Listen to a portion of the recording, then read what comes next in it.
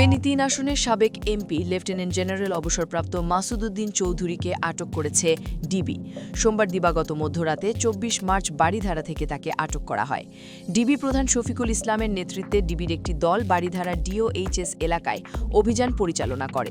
এ সময় ওই এলাকার ২ নম্বর রোডের ১৫৩ নম্বর বাড়ি থেকে মাসুদ উদ্দিন চৌধুরীকে আটক করা হয়।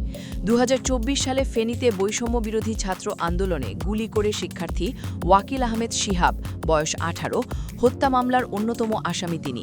গত ১ ফেব্রুয়ারি ২০২৬ সালে তৎকালীন সময়ে ৩ সংসদ সদস্য সহ ১৫৮ জনের বিরুদ্ধে গ্রেপ্তারি পরোয়ানা জারি করেন আদালত। ৩ সংসদ সদস্যের একজন এই মাসুদ উদ্দিন।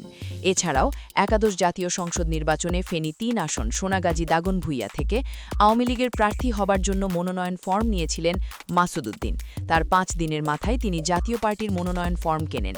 এরপর তিনি জাতীয় পার্টির সভাপতিমণ্ডলীর সদস্য হন।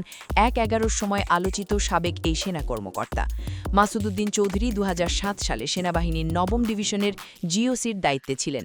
তিনি ১/১১ পট পরিবর্তনের অন্যতম প্রধান ভূমিকায় ছিলেন। সে সময় তিনি গুরুতর অপরাধ দমন সংক্রান্ত জাতীয় সমন্বয় কমিটির সমন্বয়ক হন এবং পদোন্নতি পেয়ে লেফটেন্যান্ট জেনারেল হন। এই সমন্বয় কমিটির অধীনেই দুর্নীতি বিরোধী অভিযান পরিচালিত হয়। ২০০৮ সালে মাসুদ উদ্দিন অস্ট্রেলিয়ায় বাংলাদেশের হাই কমিশনার নিযুক্ত হন।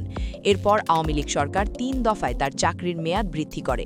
অবসর গ্রহণের পর তিনি ঢাকায় রেস্তোরাঁ সহ একাধিক ব্যবসায় যুক্ত হন। তার প্রধান ব্যবসা যদিও বিদেশে জনশক্তি রপ্তানি। তার রিক্রুটিং এজেন্সির নাম 5M ইন্টারন্যাশনাল লিমিটেড। মালয়েশিয়ায় তিনি একচেটিয়াভাবে বাংলাদেশি শ্রমিক পাঠিয়েছেন।